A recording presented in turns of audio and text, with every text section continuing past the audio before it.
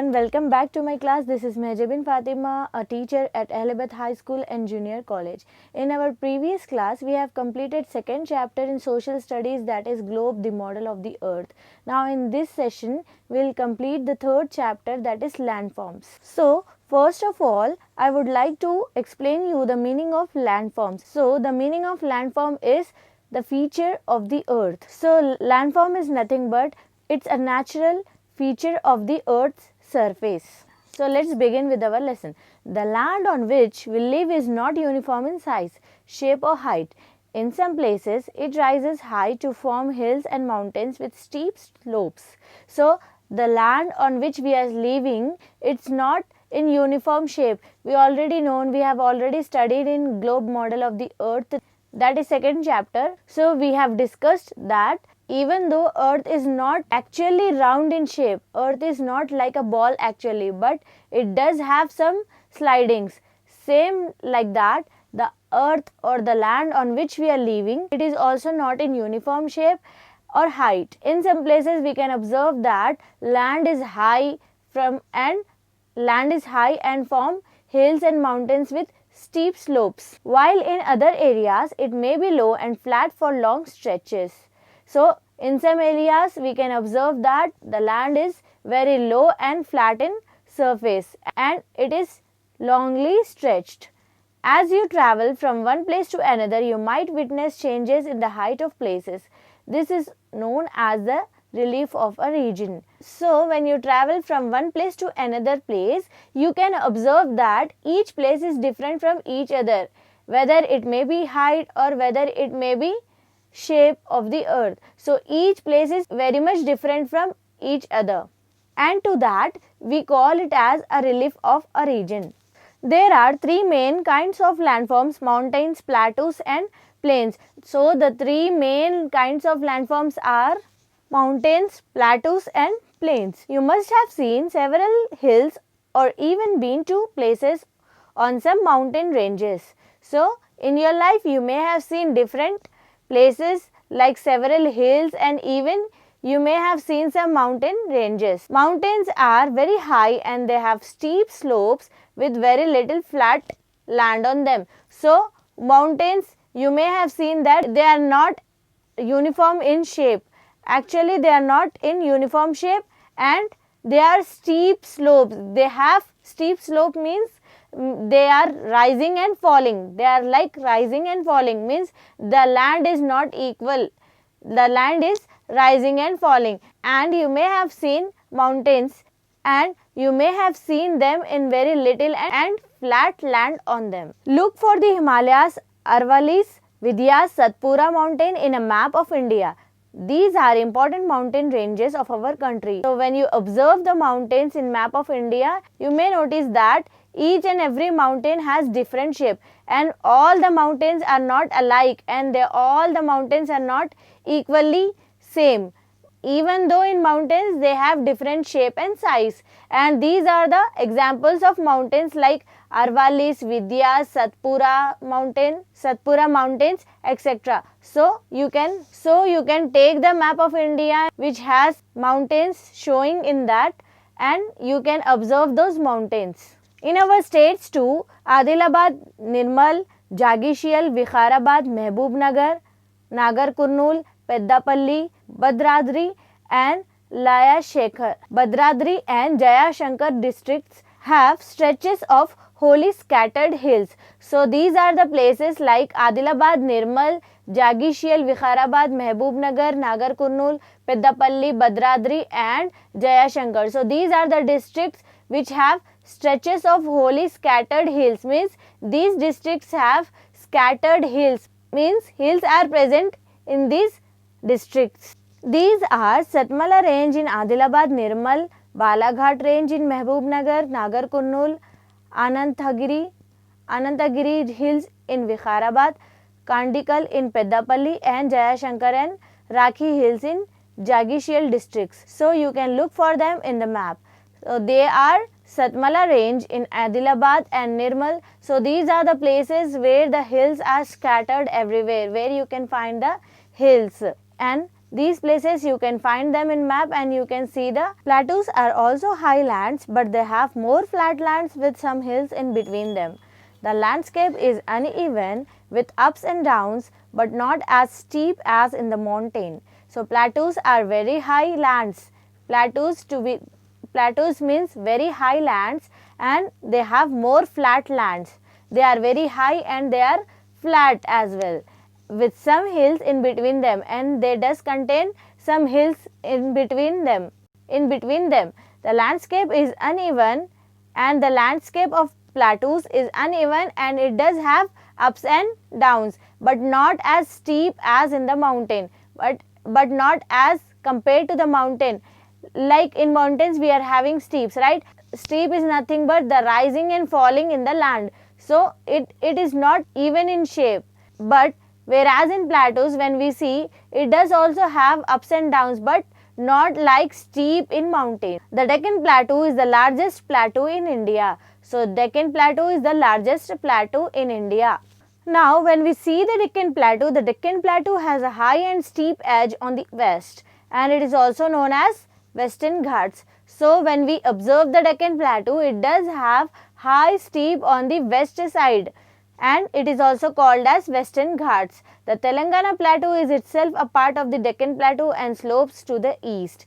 Large portions of Telangana falls in the plateau region, which is called the Telangana Plateau. So Telangana is also connected with Deccan Plateau, and it also does have some plateau and slopes in the east, and Telangana fall in the plateau region, which is called as the Telangana Plateau. So till now we have discussed about the mountains and plateaus. Now we will discuss about the plains. So the plains on the other hand are level land with gentle slopes. They have formed by the deposition of silt by great rivers. The Indus and its tributaries form the Punjab plains. The Ganga river stretches through Uttar Pradesh, Bihar and Bengal states and forms the Gangetic plains. So the plains are the lands which does have some gentle slopes. It is not exactly like plateau and it is not like mountain. It does have only gentle slopes, and they are formed by deposition of silt by rivers. Silt is nothing but it's a mixture of mud and clay, and it will run in the water. So these plains are formed with the deposition of silt by great rivers. When water is flowing in the great rivers, the silt will be there. The silt will be present there. Silt is nothing but the mixture of clay and soil, which is running mixture of clay and soil followed by water. So the Indus and its tributaries form the Punjab plains.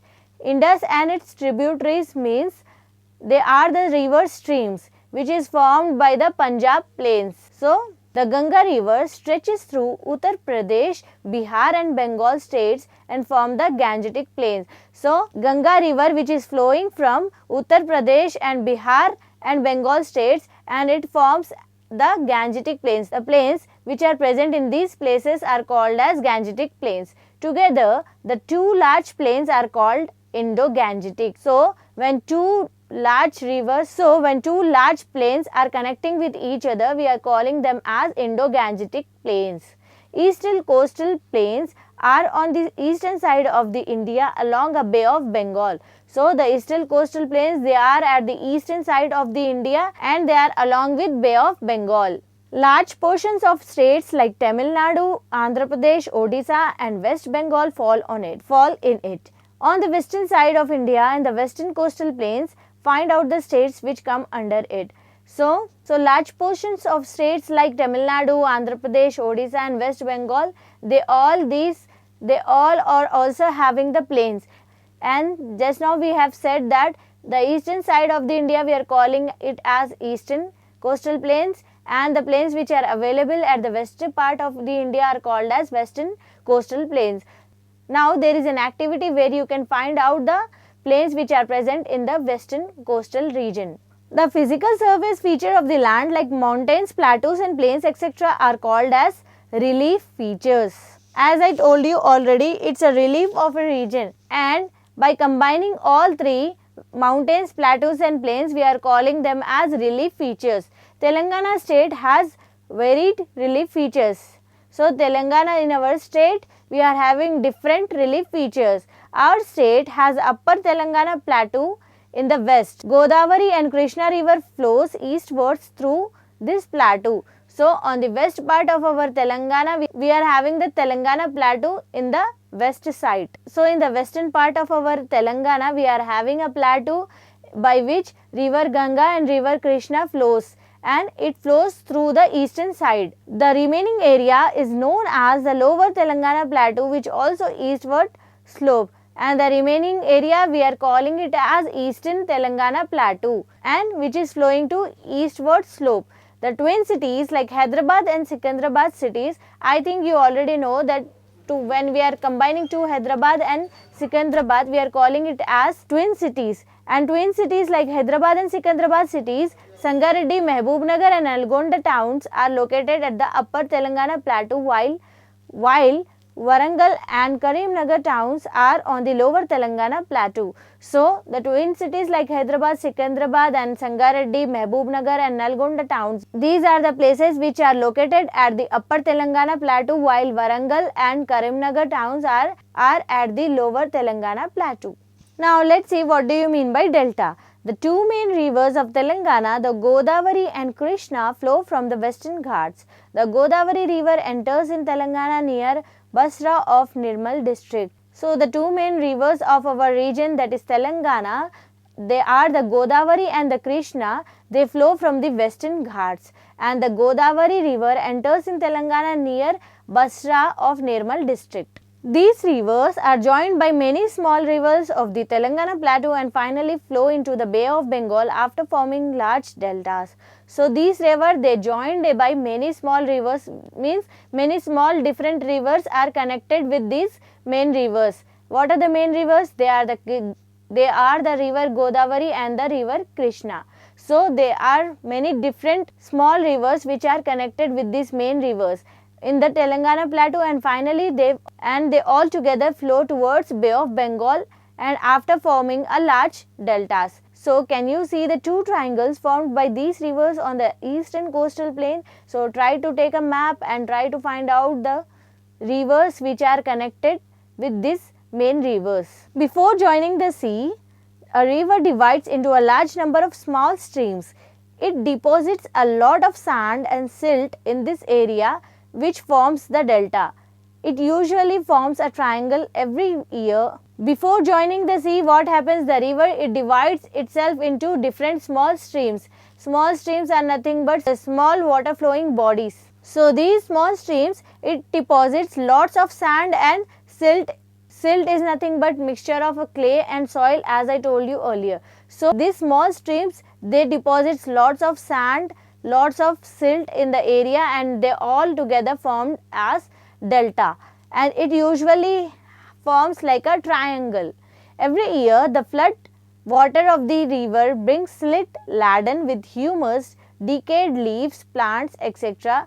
with it and deposits them on the flooded areas. So, every year what happens, when it will rain heavily, the flood of the water of these rivers bring, so from these rivers, it will bring the silt laden with humus. It means that this silt contains decayed leaves and plants, etc. with it, and it also deposits them in the flooded areas. In this way, the floods enrich the soil of the delta every year. So, by this way, the floods, they will enrich the fertility of the soil of the delta every year. So, in this chapter, we have discussed about the three main landforms. They are mountains, plateaus and plains. Mountains are nothing but they does have high and steep slopes, but whereas in plateaus, they are also highlands, but they are more flat with some hills in between them.